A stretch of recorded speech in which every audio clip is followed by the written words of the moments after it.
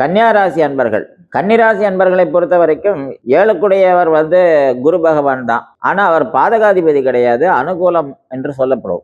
கன்னிராசிக்கு பொருளாதாரத்துக்கு அதிபதி யாரு என்று பார்த்தால் செவ்வாய். உத்தியோகத்துக்கு அதிபதி யாருன்னு பார்த்தா புதன். கடன், பொருளாதாரம், இந்த மாதிரி விஷயங்கள்ல கடன் ஏற்படுறது அப்படிங்கிறத பார்த்தா சனி பகவான். இந்த 3 குடைய செவ்வாயும் 10 குடைய புதனும் கடைசி ஒரு 1.5 வருட காலமாக கடுமையான ஒரு சூழல்ல பிரயாணம் பண்ணிக்கிட்டு இருந்தாங்க. அந்த 12 ராசியில திடீர்னு ஒரு 9 மாச காலம் ஒரே ராசியில போய் உட்கார்ந்துட்டார் இந்த செவ்வாய்.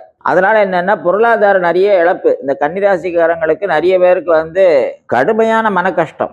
நல்லா இருந்தவங்க காரணமே இல்லாம மனக்குழப்பத்துக்கு ஆளாகி நிறைய நல்ல காரியங்களை தள்ளி போட்டிருக்காங்க. அதுக்கு இன்னொரு காரணம் என்ன அப்படின்னு பார்க்கும்போது 5 குடைய புத்தி ஸ்தானாதிபதியும் சனி பகவானாவே இருந்ததுனால மந்தகதின்னு பேரு.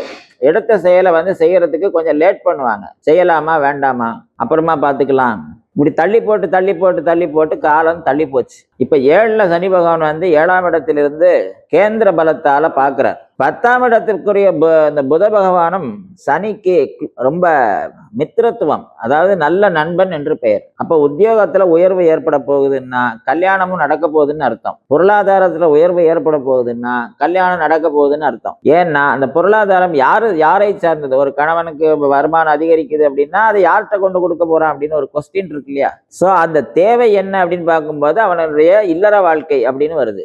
அப்ப இல்லற வாழ்க்கை மேம்படுத்துறதுக்கு தேவையான பொருளாதாரமும் உத்தியோகமும் அபிவிருத்தியாக போகுது. அப்ப கல்யாணமும் நடக்க போகுது. இப்ப இந்த கன்னிராசி அன்பர்களை பொறுத்த வரைக்கும் இந்த சித்திரை மாதம் வைகாசி மாசத்துல மனக்குழப்பங்கள் நீங்கி நல்ல வரணும், நல்ல வதுவும் அமைஞ்சு, நல்ல மணப்பெண்ணா அமைஞ்சு, முக்கியமா வெளிநாடு சம்பந்தப்பட்ட இடங்கள்ல போக்குவரத்து இருக்கக்கூடிய இடங்கள்ல நல்ல அமைப்பான ஒரு பெண் அமைஞ்சு கட்டாயமாக கல்யாணம் நடக்க போகுது.